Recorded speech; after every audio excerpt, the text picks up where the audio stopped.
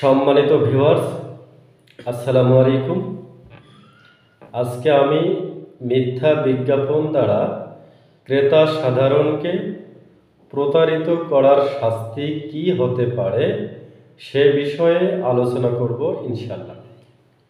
তো চলুন আমরা এখন মূল আলোচনায় যাই।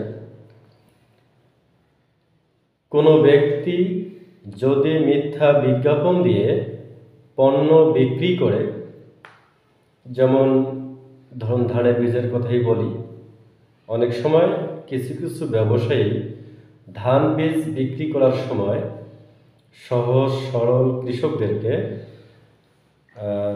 বলেন যে এই বীজ নিয়ে যান, ধানের ফলন খুব ভালো হবে, কিন্তু বাস্তবে হয় উল্টোটা।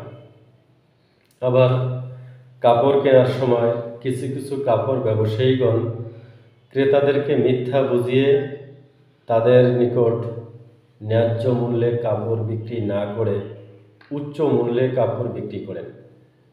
এরকম অনেক ব্যবসা আছে। আমি বোঝাবার জন্য জাস্ট এই দুইটা ব্যবসার কথাই বললাম। তবে এরকম করা যাবে না, এগুলো অপরাধ। কোনো ব্যক্তি যদি এভাবে মিথ্যা বিজ্ঞাপন দিয়ে ব্যবসা করেন, তাহলে ভোক্তা অধিকার সংরক্ষণ আইন 2009 অনুযায়ী ওই ব্যক্তি অপরাধী। তার অপরাধের ধারা হলো 44। তাহলে শুনুন ধারা 44-এ কি বলা আছে। ধারা 44, মিথ্যা বিজ্ঞাপন দ্বারা ক্রেতা সাধারণকে প্রতারিত করিবার দণ্ড।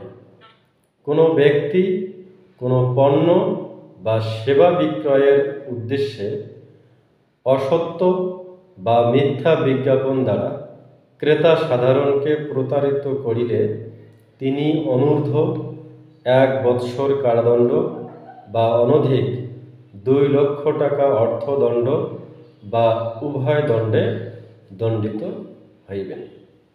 অতএব মিথ্যা বিজ্ঞাপন বন্ধ করুন এবং জনসাধারণের বিশ্বস্ততা অর্জন করুন।